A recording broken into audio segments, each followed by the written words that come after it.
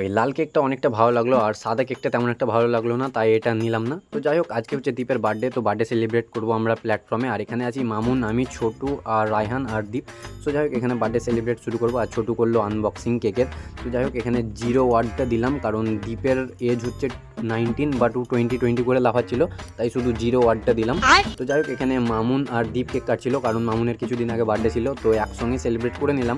আর একটাই কেক নিলাম কারণ এতজন আমরা দুটো কেক খেতে পারবো না, তাই বেকার নষ্ট করে লাভ নেই। তো যাই হোক, এখানে দীপের মুখে কেক মাখানোর পর দীপ আমাকে একটা কেকের বাইট দিল এত বড়, তো আমি একাই খেতে পারবো না, তাই দীপকে আমি খাওয়াতে যাচ্ছিলাম। বাট দেখলাম যে দীপ অলরেডি কেক খাচ্ছে, তো কেন দিব ওকে, আমি একাই খাবো নিজে। তো সেলিব্রেট কমপ্লিট, এবার চলে এসেছি আমরা জনতা হোটেল অ্যান্ড রেস্টুরেন্ট। তো এখানে ওয়েট করছিলাম খাবারের, আর আমার পাশে ছিল রায়হান খ্যাপা। তো যাই হোক, আমি নিয়েছিলাম চিকেন পকোড়া, আমি আর ছোটু, আর বাকি সবাই নিয়েছিল বিরিয়ানি। তো দেখা হচ্ছে নেক্সট মিনি ব্লগে, ততক্ষণের জন্য bye bye guys. Thank you.